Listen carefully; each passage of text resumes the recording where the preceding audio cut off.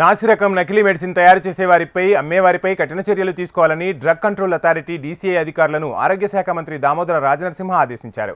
Drug control authority అధికారులు Telangana medical services and infrastructure development corporation అధికారులతో వెంగళరావు నగర్లోని డీసీఐ ఆఫీసులో మంత్రి సమీక్షా సమావేశం నిర్వహించారు. Pharma industries, drug manufacturing units, medical halls, ఫార్మసీలలో విస్తృతంగా తనిఖీలు నిర్వహించాలని సూచించారు.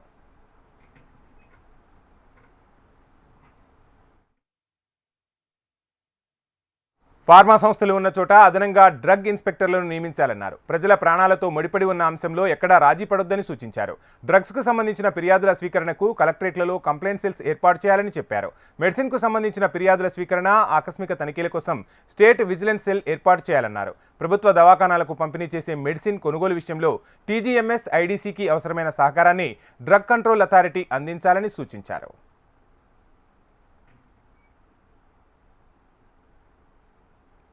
టీజీఎంఎస్, ఐడీసీకి మెడిసిన్ సప్లై చేసే సంస్థల మ్యానుఫ్యాక్చరింగ్ యూనిట్స్ను డ్రగ్ ఇన్స్పెక్టర్లు తనిఖీ చేయాలని, ర్యాండమ్గా మెడిసిన్ శాంపిల్స్ సేకరించి టెస్ట్ చేయాలని ఆదేశించారు. రాష్ట్రంలో డ్రగ్ టెస్టింగ్ ల్యాబ్ ఒక్కటే ఉందని, దీనివల్ల ఎక్కువ శాంపిల్స్ను టెస్ట్ చేయలేకపోతున్నామని అధికారులు మంత్రి రాజనరసింహ దృష్టికి తీసుకొచ్చారు. ఉమ్మడి రాష్ట్రంలో ప్రారంభమైన ఈ ల్యాబ్లో నెలకు గరిష్టంగా 400 శాంపిల్స్ మాత్రమే పరీక్షించగలుగుతున్నామని వివరించారు. ఈ ఏడాది ఇప్పటి వరకు 3255 శాంపిల్స్ మాత్రమే టెస్ట్ చేయగలిగామని తెలిపారు.